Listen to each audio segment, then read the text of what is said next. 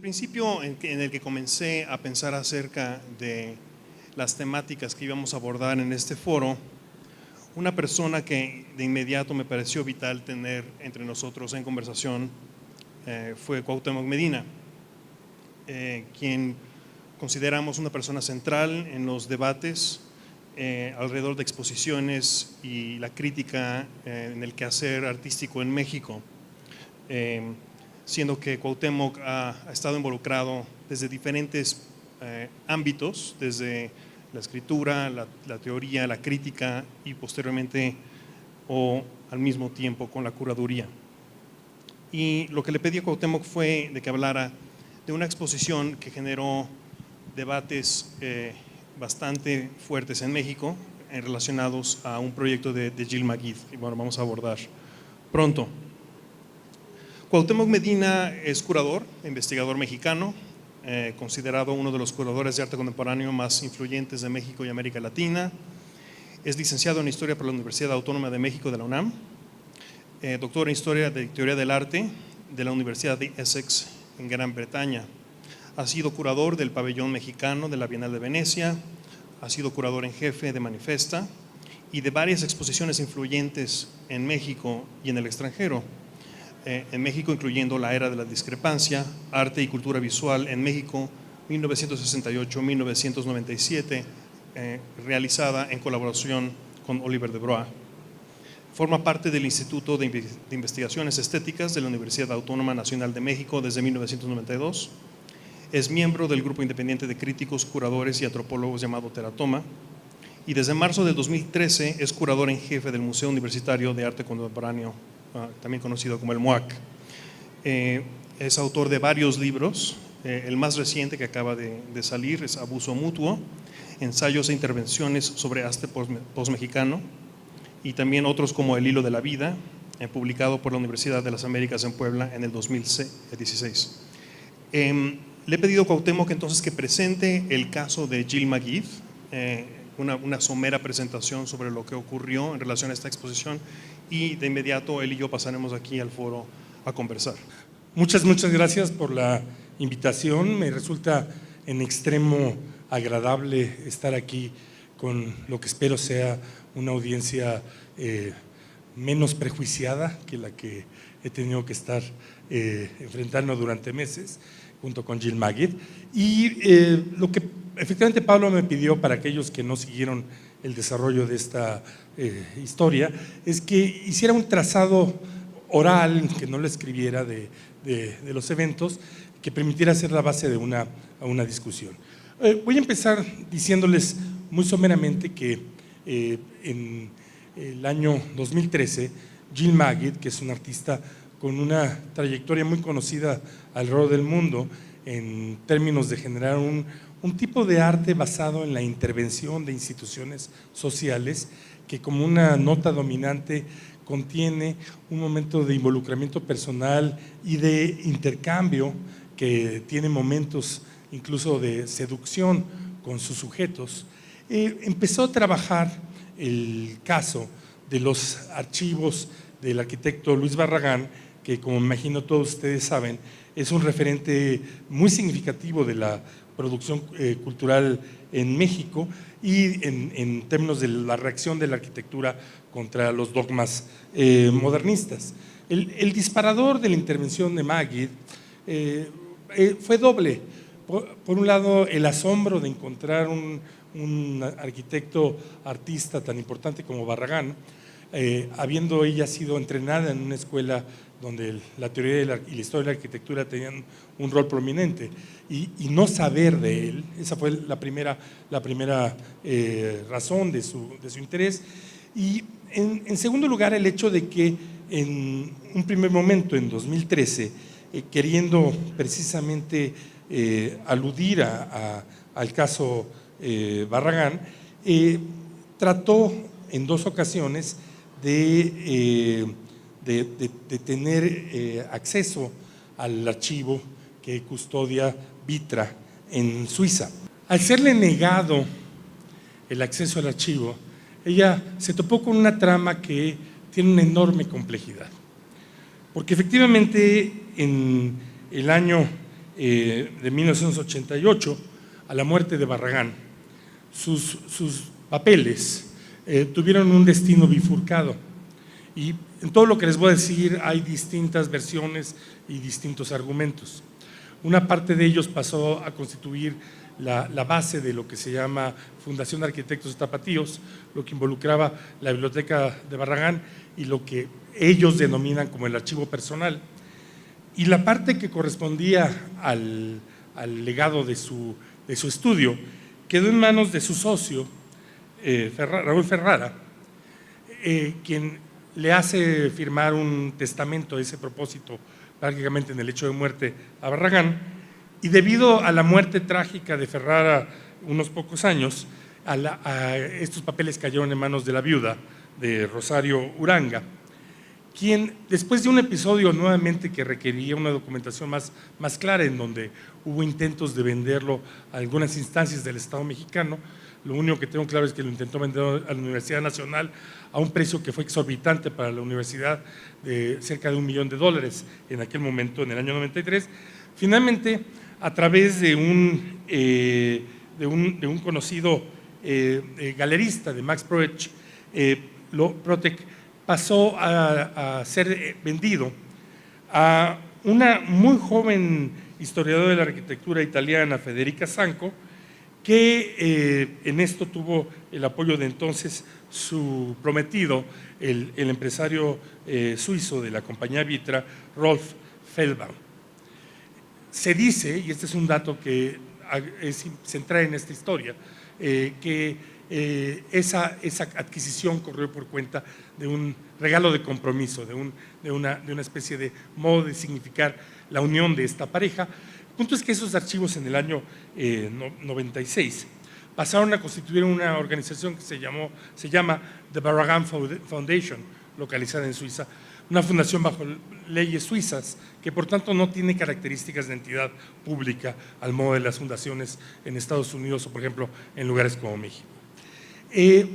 Desde entonces la condición de esos archivos ha dividido a la comunidad tanto de arquitectos como de estudiosos de la arquitectura en dos grandes segmentos. Los que en cierta manera celebran que esos papeles tengan una custodia poderosa y efectiva, y quienes lamentan que a la fecha, esto es a un cuarto de siglo después, el tratar de entrar a trabajar esos materiales está negado bajo el argumento de que los están todavía disponiendo. Hay un cuarto de siglo de retraso en el que además Federica Zanco ha sido la monopolizadora de la posible investigación y exhibición de esos materiales. Esta situación embarca a Magid a generar una serie de intervenciones que corren al parejo de una relación epistolar con Federica Zanco, que en algún momento les voy a reseñar muy rápidamente, pero me voy a concentrar en el asunto de la exhibición más que de la historia de la obra, y que culminaron en un proyecto, en una fase de 5 fases, que tiene como título La Promesa, en donde Magid, en Guadalajara, México, entra en contacto con el núcleo principal de los parientes sobrevivientes de Barragán y con ellos urde o ellos aceptan la intención de la siguiente obra. El elaborar, la que sigue por favor, obteniendo una porción de las cenizas de Luis Barragán que estaba en segunda inhumación, localizado en un monumento en la rotunda de los jaliscienses ilustres, una porción de aproximadamente medio kilo de las cenizas para elaborar un anillo, un diamante en una compañía suiza que, como ustedes saben, de manera hoy usual, permite el hacer diamantes con cenizas de personas muertas, a fin de proponer a Federica Zanco el desafío de un intercambio donde si Federica Zanco aceptara este anillo de compromiso en prenda de los archivos regresarían a México en una decisión que compartían entonces la familia Barragán y Federica Zanco. Ese proyecto se llevó a cabo en términos de esta propuesta en el verano de 2016. La que sigue, por favor. Y este es un dato clave, prácticamente en simultáneo hacer este objeto y estos materiales exhibidos en Suiza, motivó un artículo muy significativo, muy riguroso, de Alice Gregory en la revista New Yorker. Aquí voy a hacer un alto para hablarles de la implicación del museo hasta ese momento y empezar a partir de ahí desplegar el territorio de tensiones públicas que es la materia de esta mesa. Prácticamente desde el año 2014, los curadores del MUAC, entre las varias cosas que estamos discutiendo en lo que llamamos mesa curatorial, estábamos planteándonos cómo incorporar prácticas de intervención institucional en el programa del museo. Habían varios artistas que estaban nombrados en esa posibilidad. Nosotros tenemos una manera múltiple de plantearnos una programación y una de ellas es preguntas sobre tendencias y cuestiones específicas que nos parece que sería interesante empezar a abarcar. Y una de las artistas que estaba en la posible lista para tomar el campo de la intervención institucional como un tema era Jill Magid. De hecho, mi relación con ella viene del año 2003, en que yo fui uno de los curadores de la Bienal de Liverpool, y ella tuvo en ese momento un despegue muy notable al hacer una obra que involucraba el seguimiento casi erótico que ella tenía por parte de las cámaras de vigilancia del circuito cerrado de la ciudad de Liverpool, ella andando en una motocicleta. A efecto de esa investigación que hacíamos en el museo, yo me aproximé con Jill Magid, esto en el año 2016. Después entendí, en el momento en que ya había pasado el punto de negociación clave con la familia, para averiguar qué estaba haciendo, y entonces fue que yo me vine a dar cuenta que ella estaba haciendo un trabajo de largo aliento sobre los archivos Barragán. Ese dato, el dato de que ella había expandido su interés de intervención a un caso tan clave en México, pero que además que estaba signado por el cuestionar el lugar de la propiedad intelectual en el legado modernista, finalmente hizo que la balanza se inclinara y que nosotros nos propusiéramos inscribirla en el calendario para tener una exhibición en el año 2018. Esa exhibición iba a ser una especie de pequeña panorámica que incluiría por lo menos 3 proyectos, uno de ellos el de los archivos Barragán.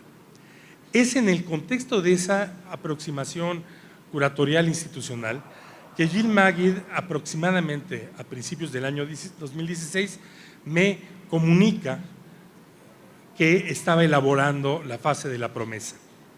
Y aquí creo que es importante que por primera vez empiece a hablar en términos personales.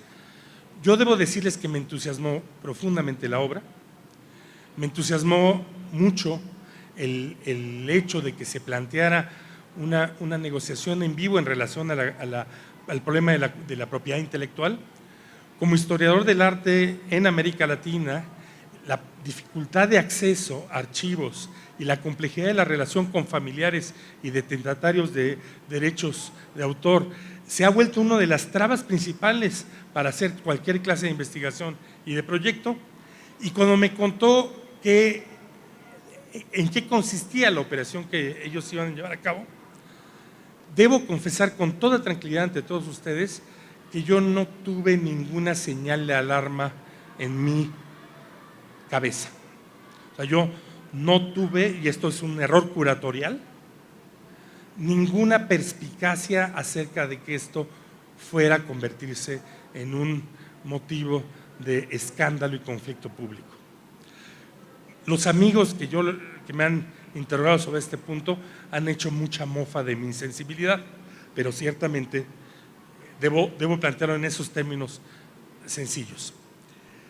De modo, y aquí retomo, en ese contexto, Jill Magid me pide hacer un texto para una publicación que sacó, que financió la New School for Social Research, y que yo centré en la pregunta de qué significado tenía el modo en que estaba en proceso el comercio del espíritu cultural de la era moderna, basándome en una alegoría partiendo del famoso libro de Nikolai Gogol de Almas Muertas. Hablaba acerca del lugar que ocupaba el comercio de fantasmas. Cuando el artículo de Alice Gregory sale a la luz, es muy leído en Estados Unidos, es leído en México, y ahí es donde ocurre la introducción de un factor que ninguno de los involucrados en esta historia del campo del mundo del arte teníamos ninguna sospecha de que pudiera ocurrir. La que sigue, por favor. Prácticamente esa misma semana, en agosto de 2016, el escritor Juan Villoro utilizó sus columnas del diario Reforma y del País para hacer un artículo extremadamente beligerante, señalando su indignación ante el hecho de que los restos de Barragán fueran utilizados de esta manera, pero sobre todo para reenviar lo que a él le parecía que era una profanación, a una acusación sobre las autoridades culturales y políticas de Jalisco y de la ciudad de Guadalajara por haber permitido la elaboración de esta obra. Esto desata una espiral informativa en México de un nivel extraordinario, que grosso modo se despliega en torno de 4 temas. Uno, el escándalo sobre la profanación de la tumba de Barragán. 2, el ataque contra las autoridades de Jalisco por haber permitido esta profanación. 3, la argumentación sostenida en varias direcciones de que la nacionalidad de Jill Magid como norteamericana implicaba que esta obra tenía visos de una intervención extranjera y de una violación de la dignidad nacional. Y 4, cosa que me parece muy importante, la argumentación de que todo esto era una operación cuyo propósito era el lucro, que su característica inmoral estaba fundamentalmente localizada en el modo en que el mundo del arte está regido por la ambición económica. Esos 4 temas quedaron impregnados en el territorio, y en ese momento, sin que todavía estuviera decidido qué hacer y sin revelar la programación del museo, yo intervine públicamente para liarme con Villoro, argumentando que era completamente inaceptable que hiciéramos argumentos que no se centraran en señalar nuestra molestia con las obras de arte y que las convirtiéramos en medios de presión sobre las autoridades culturales y políticas, lo que me parece que es la técnica de censura más significativa que existe en el campo cultural mexicano. Es decir, convertir a la autoridad política en la responsable y la culpable por el carácter ríspido y necesariamente conflictivo del ámbito cultural. Y yo hacía argumentaciones de orden legalista acerca de la diferencia entre la permisividad que tiene el ciudadano de hacer cualquier cosa que no esté prohibida en el código y la imposibilidad de los funcionarios de tomar ninguna determinación que no se base en una facultad explícita de los ordenamientos legales. En fin, la polémica duró meses y en ese momento en el museo los curadores tomamos la siguiente decisión. Y aquí quiero un poco apuntar a contradecir en la práctica lo que Coco Fusco, que por otro lado hizo una presentación brillante, indicó. No es cierto que todos los museos en todas las geografías evitemos el conflicto. Quizá habría que examinar eso en relación al modo en que se están transformando precisamente las organizaciones bajo el modelo americano, que efectivamente limitan en gran medida las posibilidades de ejercer el conflicto. tomamos la decisión de adelantar la exposición a el mes de abril de 2017 para que el caso no estuviera frío, y cambiamos radicalmente el proyecto para mostrar únicamente el caso Barragán en una exposición detallada de sus distintas fases.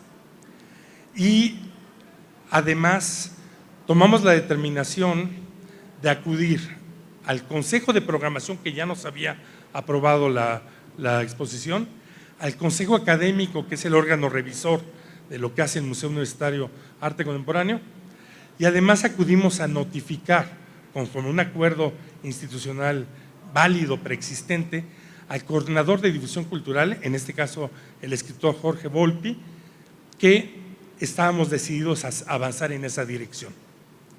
Esto me parece importante planteárselos. La siguiente, por favor. Hay un acuerdo explícito en que cuando el museo tiene su estructura de gobierno, hay un consejo de programación, hay una dirección y una curaduría nombradas por el coordinador de difusión cultural, pero además hay estos dos consejos.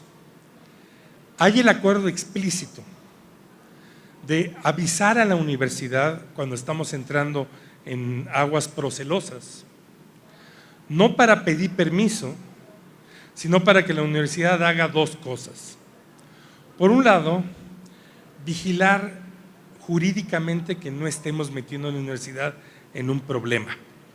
Esto es un límite completamente explícito. En el momento que hacemos algo que tiene un cierto grado de complejidad o de peligrosidad, debemos reportar que quizá podamos entrar en un ámbito de conflicto.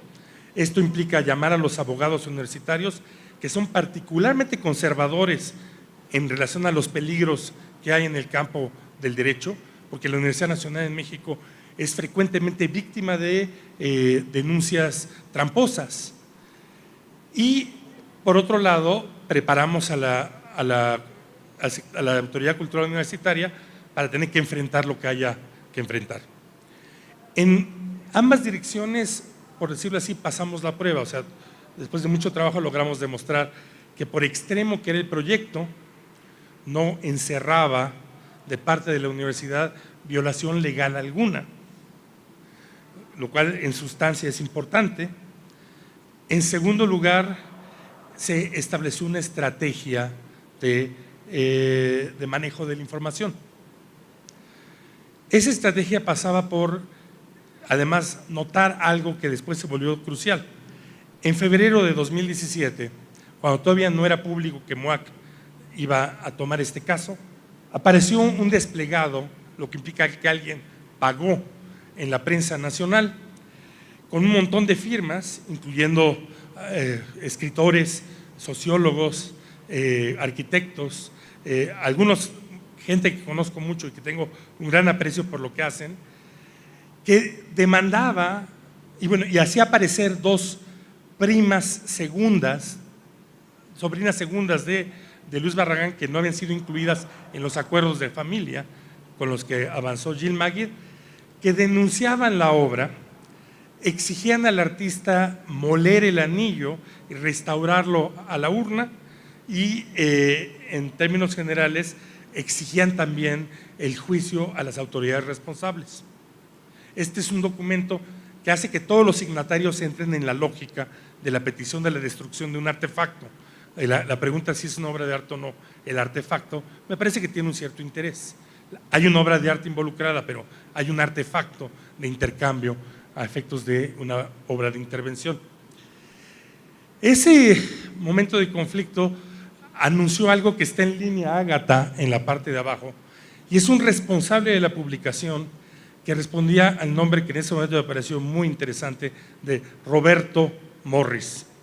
Ustedes se imaginarán, para alguien que vive en esta pequeña aldea del mundo del arte, que alguien se llame Roberto Morris resulta algo con un cierto peso. Fue mucho más interesante saber que su segundo apellido era Bermúdez, lo que lo hacía también hijo de una antigua ministra de Cultura mexicana, la ministra de Vicente Fox. bajo cuya conducción ocurrió la exhibición de Barragán, la Revolución Silenciosa, organizada por Federica Zanco. Ese personaje eventualmente se convirtió en el vocero efectivo de la campaña contra el museo, una agencia de publicidad política que ofrece servicios profesionales de campañas y de manejo de prensa y opinión. Para mí ese es un dato muy importante porque es la primera polémica intelectual y artística en mi país, que ustedes saben es un país con cierta religiosidad cultural, cosa que yo aprecio mucho, donde está involucrado un agente comercial contratable, o sea, un dispositivo neoliberal de intervención en el conflicto político. El hecho es que se diseñó una estrategia que implicaba que pasadas las vacaciones de Semana Santa habría un anuncio del proyecto, el museo, y en este caso me tocaba en particular, haríamos la defensa de por qué hacer parte de nuestra programación un caso que ya era conflictivo de antemano, o sea, por qué un museo como MOAC entraba a hacer el proyecto de lo que entonces era una artista que estaba señalada por amplios círculos intelectuales y sometida a una situación de ataque. Y se esperaba que hubiera un debate donde, con un poco de suerte, Villoro debatiera con el curador en jefe del MOAC. De una manera que no es necesariamente útil detallar porque es confusa y llena de malentendidos, lo que acabó ocurriendo es que apareció en lugar de Villoro este agente, Roberto Morris, quien inmediatamente destapó un conflicto de prensa. O sea, yo sé que pedirle a la gente que actúe como caballero es de vieja escuela, se suponía que estábamos discutiendo que se iba a hacer, ellos lo reventó en la prensa, y entonces lo que tuvimos fue un proceso que estuvo marcado por la acusación de que nosotros no habíamos sometido a una discusión previa con los afectados, la acusación de que estábamos cobijando un proyecto de abuso comercial, la acusación de que estábamos cobijando el trabajo de una artista extranjera que estaba aprovechándose del país, y la acusación de que estábamos acompañando lo que ellos describían como las mentiras de Jill Magid. Esto provoca una situación que tiene el siguiente orden y me gustaría destacar estos hechos. La primera es que Jorge Volpi hizo la primera intervención que yo conozco en cualquier autoridad cultural o política mexicana para claramente establecer lo que yo llamo las condiciones de autonomía curatorial, para señalar que el MOAC tenía una estructura de decisiones, que el rector y él no tenían intervención en esa estructura, que por tanto ellos bienvenían la discusión, pero ellos no eran parte de la discusión. Y esto lo cerraba Volpi con el apunte de: lo único que lamento de este caso es que no puedo yo escribir sobre él porque es muy sabroso. Para mí esto es un dato importante y se los voy a transmitir en la forma parroquial en que lo manejé. Esto que yo llamo la doctrina Volpi es algo que yo, como profesional de la curaduría en ese país lamentable, vengo explícita e implícitamente demandando hace 25 años. Es decir, una clara demarcación que impida que haya una correa de transmisión de mando del aparato político, financiero o de poderes hacia los programas de las instituciones museísticas, y de regreso que nuestras travesuras no puedan ser operadas sobre la presión sobre esas estructuras. Entonces, esta mediación es lo que traduce claramente las razones de Maynard Keynes en los años 40 para diseñar el aparato cultural británico de la manera que lo diseñó. Pero lo que fue muy interesante es que eso de entrada nos colocó en una situación muy tensa, muy violenta, pero sin efectos, que es lo que me imagino que constituye la lógica de autonomía cultural. Se montó un debate en una tradición que tiene la universidad cuando entra en conflictos serios, un debate público emitido por la radio y TV UNAM en vivo, en donde, de una manera que yo creo que es significativa, no acudieron las firmas claves de la protesta, sino que llegaron 3 colegas que no tenían necesariamente la misma presencia pública y que, independientemente que yo siento que su participación por eso sufrió, debo decir que pues tuvieron la valentía de defender la posición de gentes como González Gortaza, el arquitecto, que mandó una carta al rector exigiéndole que la exposición fuera suspendida. Hay algo ahí en donde tengo que plantearles que hay una protesta pública que luego es mediada por una agencia comercial y que desinfla la participación del debate público en su forma natural. Eso siguió una serie de mesas que hicieron el debate, una enorme campaña de prensa en contra del artista y del museo, pero finalmente la exhibición ocurrió.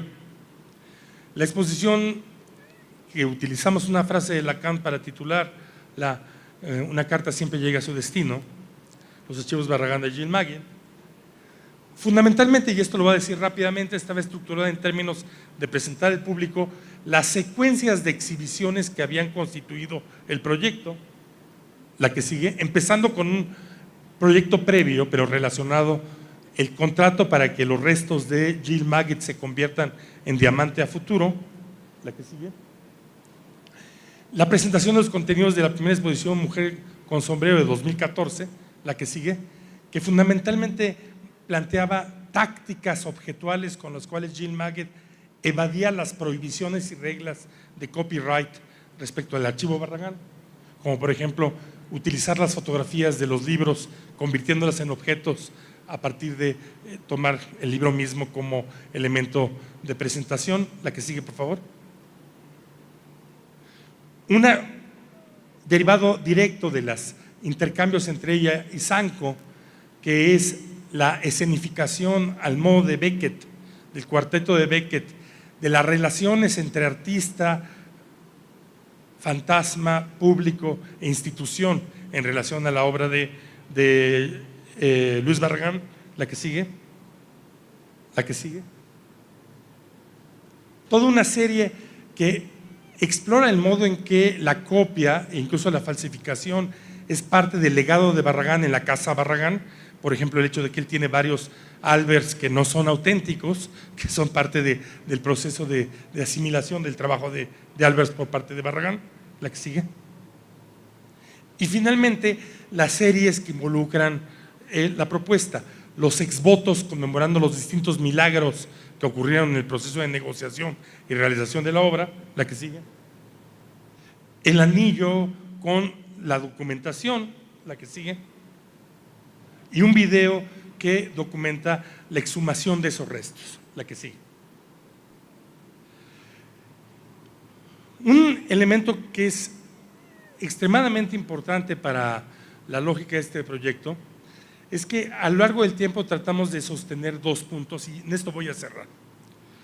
Por un lado, el señalar públicamente que efectivamente el retiro de las cenizas de Barragán involucraban de modo técnico una profanación, en el sentido de el retiro de algo que estaba colocado fuera del mundo de intercambios y operaciones humanas, esa es la definición cabal de lo sagrado, para pasar a volverse de nuevo parte de los terrenos de conflicto y de las representaciones de las relaciones entre miembros de la sociedad. Es un argumento que en buena medida tomábamos de la defensa de la profanación que Agamben hizo en un texto extraordinario. Es decir, no buscamos negar que aquí había una operación sobre la sustancia de aquello que implica la sacralidad, sino que tratamos de abrir el debate sobre ese campo. Y el otro punto es que también, y sobre eso seguramente podemos discutir, públicamente sostuvimos todo el tiempo, y en eso también nos apoyamos en una autoridad como es Derrida, que para las instituciones culturales evitar la censura es imposible. que lo único que podemos hacer es debatir y trabajar claramente en establecer los límites del discurso en donde trabajamos.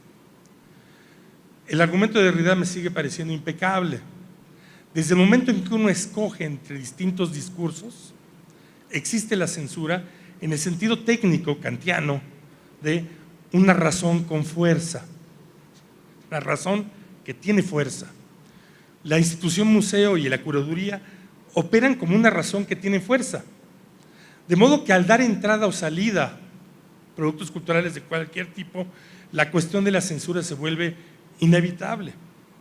Pero por eso mismo, la política de este campo tiene que estar atravesada de dos condiciones: de generar un debate sobre cuáles son esos límites y albergarlo, y por otro lado, y aquí nuevamente me apego al argumento de Derrida, ejercer lo que podemos llamar la censura contra censura, es decir, utilizar ese poder censurante para oponerse a un discurso censurante.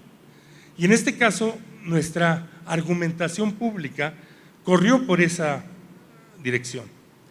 Ante el modo en que una parte importante del circuito cultural mexicano y sobre todo de la prensa trabajaron para censurar esta obra, nuestro trabajo no consistió en impedir la censura, sino en algo que es también censurar la censura, es decir, cerrar el paso a ese discurso, lo cual, por supuesto, que consistió en entregar al museo a un terreno de conflicto. El museo, y aquí no hablo en mi nombre, sino en nombre del museo, cree que un museo universitario no tendría motivos para llevar ese nombre si no tuviera de vez en cuando la función de albergar un conflicto de este tipo, un conflicto acerca de cuáles son las tensiones que organizan el terreno público y cuáles son los modos en que administramos los límites. Pero ciertamente debo confesar nuevamente la ingenuidad del curador, porque del mismo modo que yo no fui capaz de percibir a principios de 2016 que esta operación iba a causar irritación en sectores importantes de la cultura mexicana, dejemos de lado la abstracción del público, tampoco preví jamás que nuestra operación de contracrítica iba a colocarnos en el medio del conflicto nacional.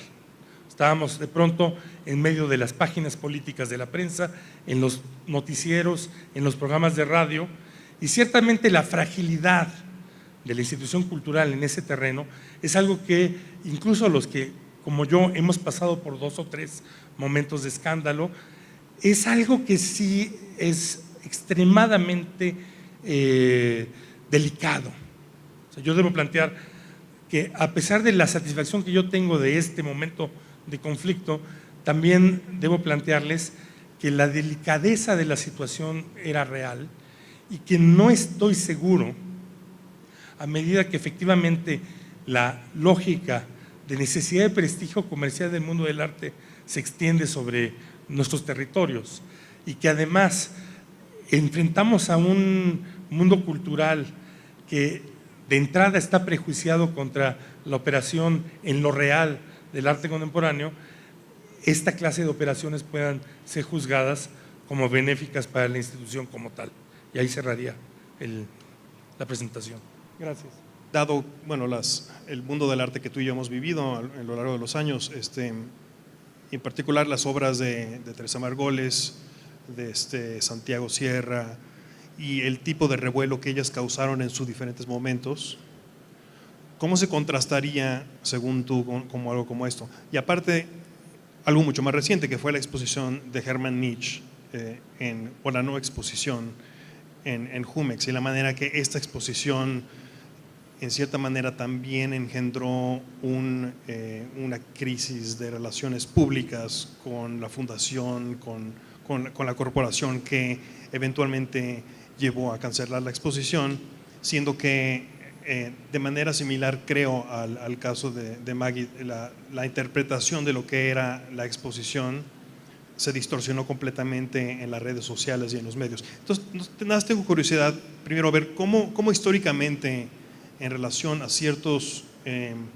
conflictos que quizás has vivido o visto en México, así como las cosas recientes, ¿cómo se contrasta este proyecto? Es una cuestión muy interesante, pero al mismo tiempo compleja, y en esto quiero sugerir que nos conviene estar en capacidad de absorber la sutileza de las situaciones, precisamente porque creo que esta dinámica que estamos explorando hoy va a ser el pan de todos los días. Me parece que, por ejemplo, rescataría muy ampliamente la manera en que Coco nos iluminó sobre el modo en que el carácter de radicalidad que a veces difundimos entre los jóvenes artistas y estudiantes, especialmente en relación a la memoria política, les hace difícil percibir que cuando uno está metido en movimientos sociales específicos hay todo menos que arbitrariedad de discurso, que hay al contrario necesidad de control y de cuidado y de detalle. Y en esto voy a tratar de plantear dos cosas que me parecen claves. Un elemento muy diferenciado es lo que yo, citando a Carlos Monsiváis, voy a describir como el peligro de morir de éxito. Los que estamos ya en el circuito de arte contemporáneo más de 20 años, gozamos en América Latina de una situación que, nostalgia o no, tenía muchas ventajas, el que a nadie le importaba lo que estábamos haciendo. Y esa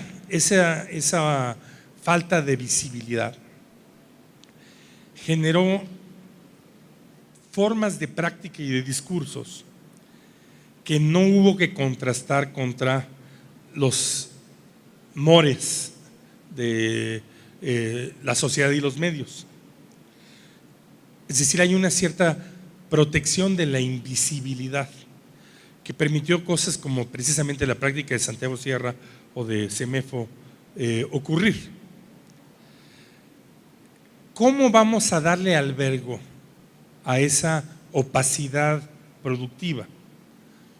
Hoy que, por el contrario, y esto pareciera benéfico, padecemos el hecho de negociar con instituciones que tienen, como el MUAC, normalmente 500,000 visitantes por año.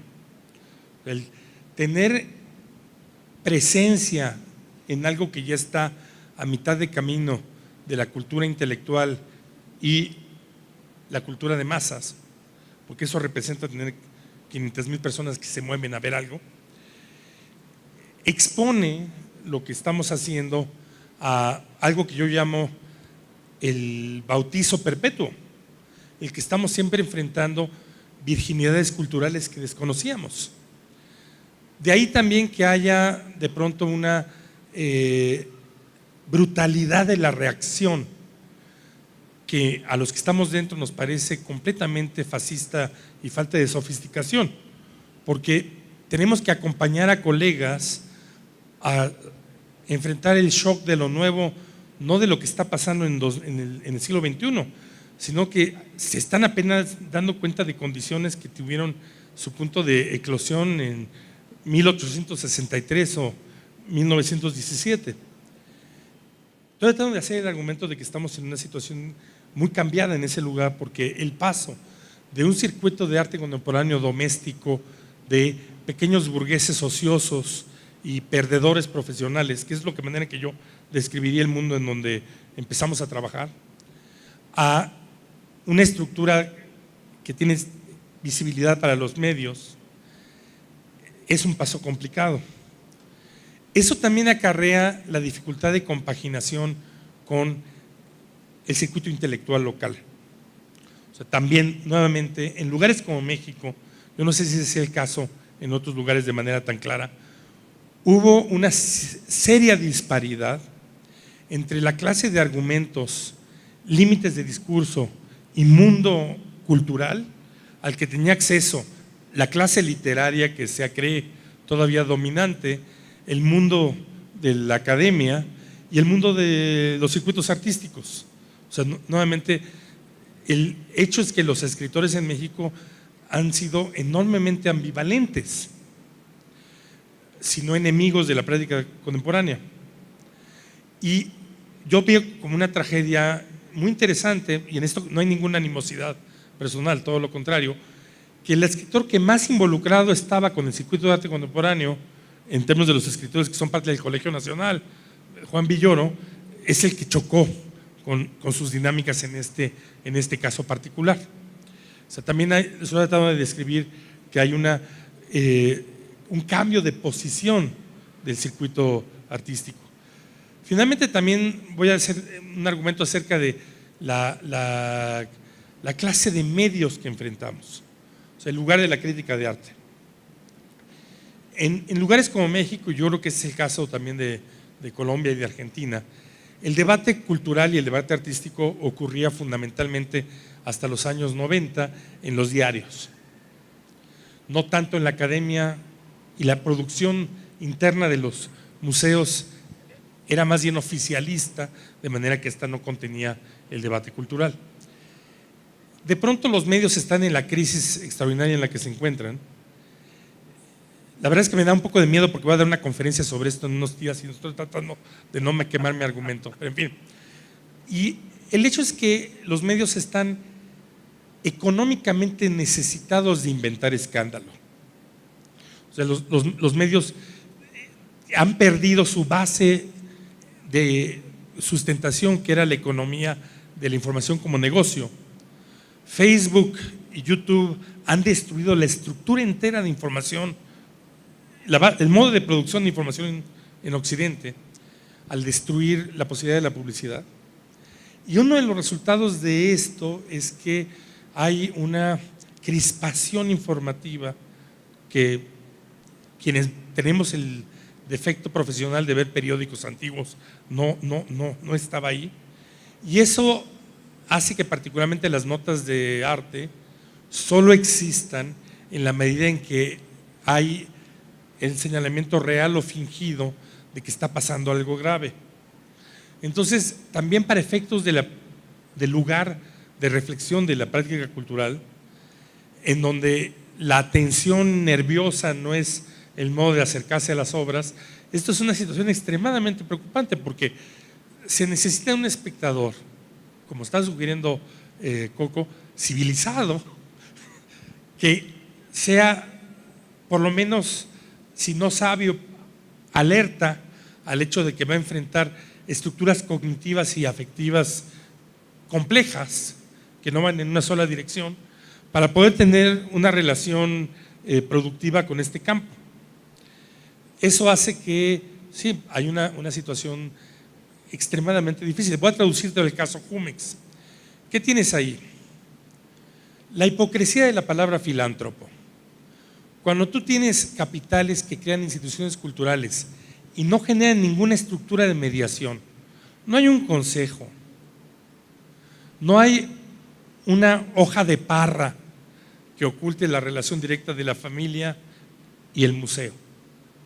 Entonces, esto opera en dos direcciones: en la total arbitrariedad de la decisión del dueño, y en que, como muy probablemente ocurrió con Hermann Nietzsche, algún miembro de la familia tuvo el bautizo artístico de darse cuenta que en los años 60 había unos artistas austriacos que hacían crucifijos de ovejas, ¿sí?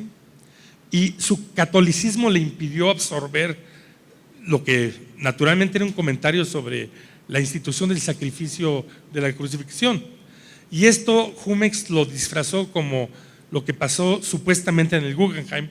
Voy a usar a Jumex para decir que no estoy seguro que pasó en el Guggenheim, que los activistas de defensa de los animales estaban indignados con Hermann Nietzsche. O sea, lo que quiero decir es que el que estemos dejando crecer alrededor de nosotros, sobre la base del imperio incontenible del capital, instituciones culturales cuya característica fundamental es la expectativa de convertir los cheques en prestigio simbólico inmediato, sin ninguna estructura de absorción, ninguna estructura profesional de toma de decisiones y por tanto ninguna estructura de debate, solo puede producir conflicto. O sea, o produce sumisión abyecta inmediata, donde la producción artística tiene que ser la expresión de los gustos de la familia plutocrática dueña de medios de comunicación, o conflicto inmediato con esos sujetos. O sea, hay un punto en donde, más que Trump, en ese punto estamos en un momento en donde las estructuras de política liberal cultural están siendo erosionadas porque estamos admitiendo un mundo de instituciones culturales en donde el dinero llega directamente de la mano del capitalista. Una cosa que me fascina acerca del caso Barragán, o más bien que me causa curiosidad, o sea, el por qué en particular, o sea, qué fue exactamente lo que generó este tipo de obsesión con la obra. ¿Fue la imagen mítica del arquitecto? ¿Fue la desecración de un símbolo artístico mexicano? Pensando que hay muchos artistas que trabajan con la muerte. Pienso en Gabriel de la Mora, un artista que ha hecho cosas con su familia, Teresa misma, y en cierta manera ese tipo de intervención no es vista con el mismo escándalo necesariamente que lo que causó este proyecto en particular. Pero parece ser que había una serie de ingredientes. Por un lado, Jill Magid, siendo americana, siendo una artista no mexicana, siendo mujer, y me pregunto qué habría ocurrido, siendo que no podemos realmente de manera hipotética decir qué habría ocurrido exactamente, pero qué hubiera pasado si ella fuera de la familia de Barragán, si fuera un hombre, si fuera mexicano, un artista mexicano que decide hacer esta intervención. De manera que no sé, todavía no tengo muy claro cuáles fueron realmente esos puntos cruciales que desataron esta controversia. A mí me parece que esta es una materia de investigación empírica que no necesitamos especular. Basta con seguir paso a paso las constantes de lo que se escribió en la prensa y se dijo para entenderlo. Y lo que podemos es arribar a la conclusión de que estamos ante una sumatoria. Y yo argumentaría de que hay una sumatoria en todos los casos que estamos viviendo recientemente. Un factor es que hay una parte importante del circuito cultural mexicano y de la opinión pública que la evidencia de la extensión del imperialismo norteamericano sobre nuestras vidas se la carga a los gringos. Y yo creo que distinguir entre esos dos elementos es lo que uno podría nombrar sofisticación cultural. En segundo lugar está lo que yo llamaría la confusión entre veneración del patrimonio y la politización de la condición de la propiedad patrimonial cultural de este momento. Para mí ha sido una decepción muy interesante y orientadora el darme cuenta que mi comunidad cultural está más interesada en la preservación del culto del héroe cultural que en la pregunta de cómo es que está estatuido la propiedad intelectual. Es la conclusión que yo saco de la reacción del circuito cultural. Tercer lugar está el dato extremadamente interesante de que Luis Barragán fue católico. Entender cuál es la religiosidad, la sexualidad, la personalidad de Barragán cuesta trabajo, en parte porque el archivo principal no está a la luz pública para tener estudios útiles. Ahí tenemos una limitación, pero hay una representación, por lo menos heredada, de que es un católico muy piadoso.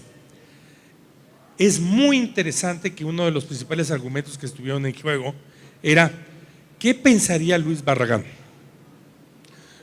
Una pregunta que yo encuentro muy interesante, pero al mismo tiempo imposible de manifestar en términos prácticos. Lo que esto reveló fue también el modo en que está muy extendido en la clase que escribe en los periódicos y declara en la prensa, la superstición antigua católica judía de la dispersión de los restos humanos. es decir, el temor de que el día de la redención no estén juntos los distintos elementos del rompecabezas, lo cual desde el punto de vista teológico no es tan importante. Tengo que decirles si ustedes se metieran ahí, pero por supuesto creo que todos ustedes saben que el catolicismo de estos lugares no es particularmente ortodoxo.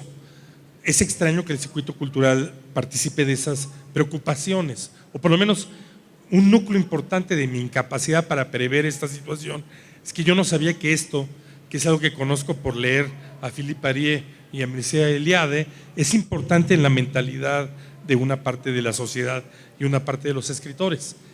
Un cuarto factor es algo que voy a plantearles de manera muy como preocupada e intensa, y es esta. Un argumento continuo es el de el beneficio económico. Lo que hacía esta artista especialmente perversa es que se iba a beneficiar económicamente, o su propósito era obtener beneficio económico. Por motivos contractuales que encuentro lógicos, el contrato entre los 16 miembros de la familia Barragán que colaboraron con Gil Magui de conseguir las cenizas, especificaron que la obra tenía que eventualmente acabar o en el intercambio o depositada en una institución pública esperando el intercambio. O sea, por motivos contractuales es una obra que no está en comercio. Pero el hecho de que Gil Magui produjera artefactos apropiacionistas o videos y estos existían en el mercado fue un elemento que permitió que los medios, todavía a la fecha, porque hay artículos en esta dirección la semana antepasada de Adriana Malvido, la sigan hostigando. Para mí ha sido, yo estoy acostumbrado a saber, como marxista, voy a ponerlo así, que la cultura mexicana es incapaz de hacer una crítica del capitalismo porque está preocupada por el comercio. Voy a adelantarlo en esos términos. Hay tal identificación de comercio con corrupción, inmoralidad, que entender qué significa el capitalismo es algo que está vedado en los discursos y en el mundo del arte en particular. En México todavía tendría razón Teodoro Adorno en decir que el motivo por el cual el fascista se fue sobre el judío es porque era el tendero que tenía enfrente y no pudo ver el sistema social. El mundo del arte mexicano todavía no supera la crítica del momento comercial de la obra de Caballete que hicieron los muralistas en espera de restaurar el sistema de comisión pública.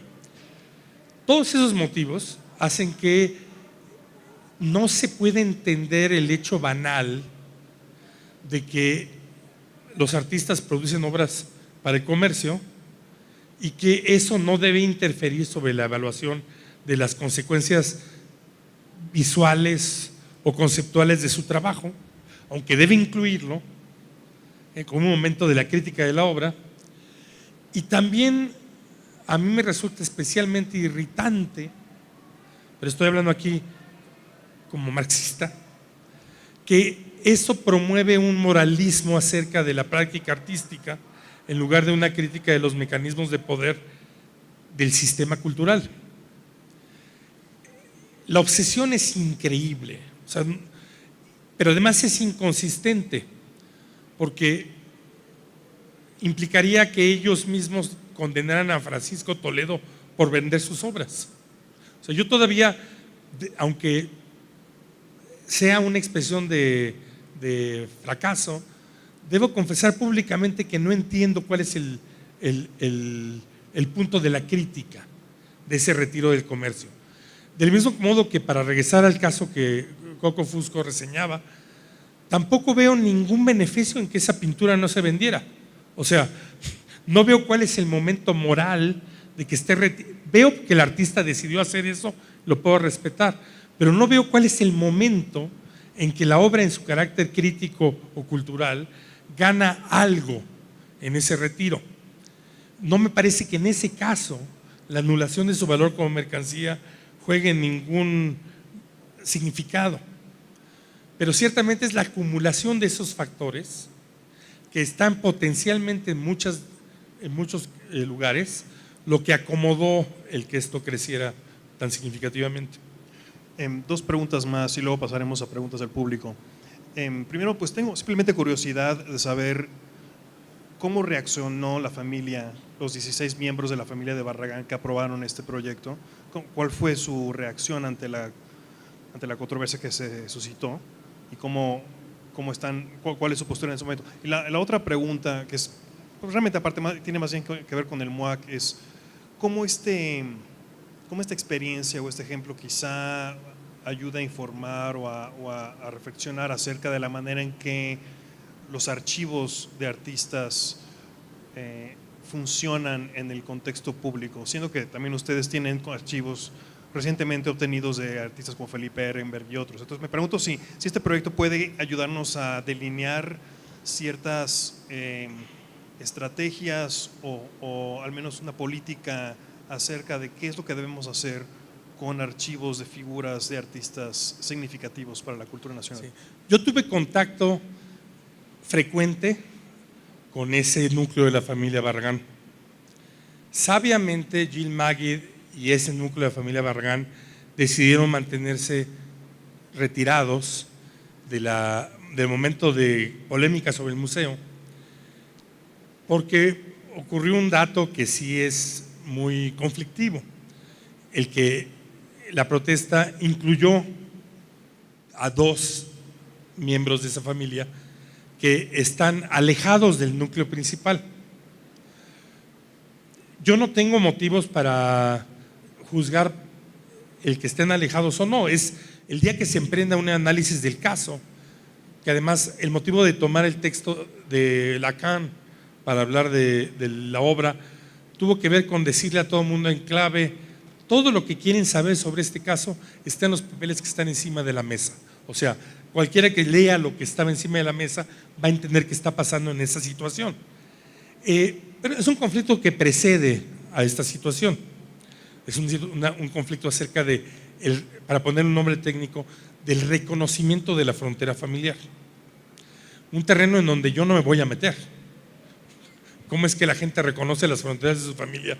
Es una cuestión que no está resuelta en el derecho y yo no voy a resolverla. Lo que sí me parece que es una cuestión ahí importante es que ellos siguen comprometidos con la obra, siguen activos, y eso implica que Jill Magid tiene que negociar con ellos. Ellos estaban extremadamente agradecidos con nosotros porque nosotros salimos a defenderlos, eso es el término que ellos usaron. Sé que hay una línea que yo usé en un texto que me ganó una pequeña polémica con las 2 miembros de la familia que entraron a disputa, pero me ganó el agradecimiento de ellos, y que fue señalarle a los espectadores que yo tenía admiración por la audacia estética de la familia.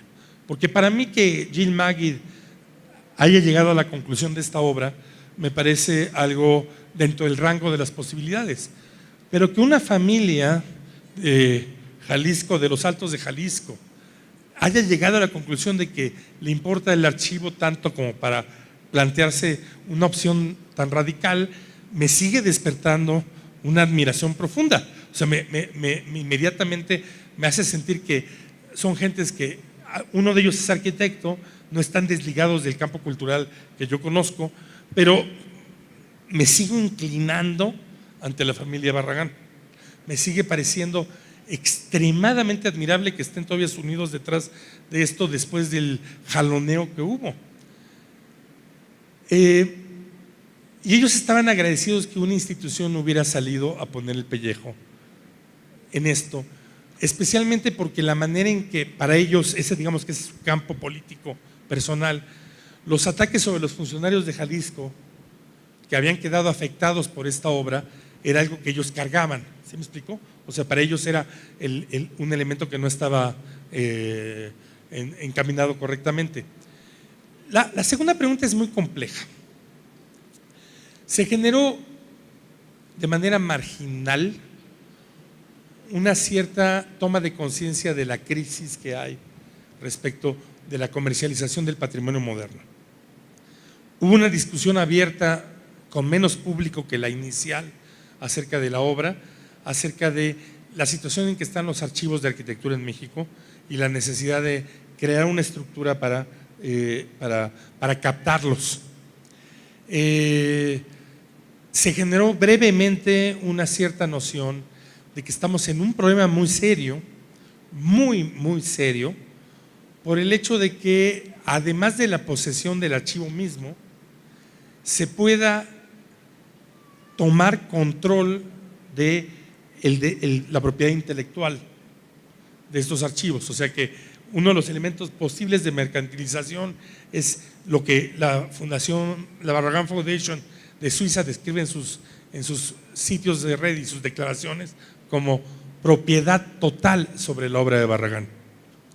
Porque además me parece muy interesante el dato que contra lo que hace la representación periodística ordinaria, la mayor parte de los artistas que he visto envueltos en conflictos desmesurados no se lo imaginaban.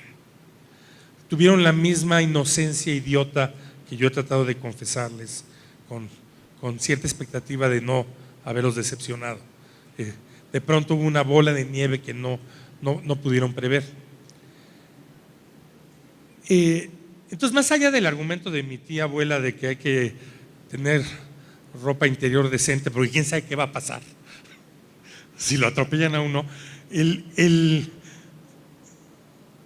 lo que creo es que más se te transmitiría la pregunta de ¿qué nos toca de hacer a nosotros, los que estamos del otro lado, a los curadores y profesionales de la institución?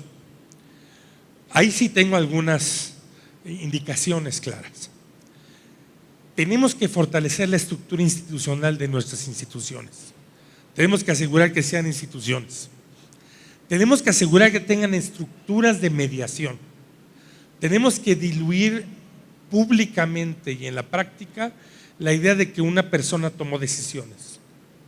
Tenemos que crear una estructura que permita que cuando se toma una decisión haya alrededor un conjunto de estructuras y personas que estuvieron en el momento que dijeron, bueno, yo argumenté en contra, pero decidimos que nos vamos a aventar a la alberca y nos vamos a ahogar juntos, ¿sí? O sea, eso es lo que se trata cuando tienes una institución, en que tienes estructuras, en que estas estructuras obligan a operar y tienes elementos de coordinación. Todo lo contrario que expresa la hipótesis voluntarista anarquista de este momento histórico, ¿sí? También te voy a decir que tenemos que ser explícitos en decir que nosotros tomamos decisiones culturales y que estas son escoger entre alternativas, de manera que sabemos que esas no son, a diferencia de la posición del artista que puede hablar de no a la censura, nosotros no tomamos decisiones inocentes. Nos conviene instruir a la sociedad de que nuestras decisiones son complejas, para que no aparezca esta doble inocentada de la censura, porque lo que tenemos es además la idiotez de quien piensa que cerrar una exposición acaba con el problema.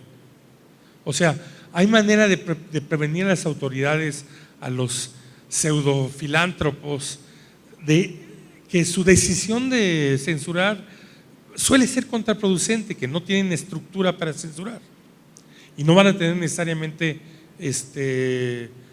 apoyo.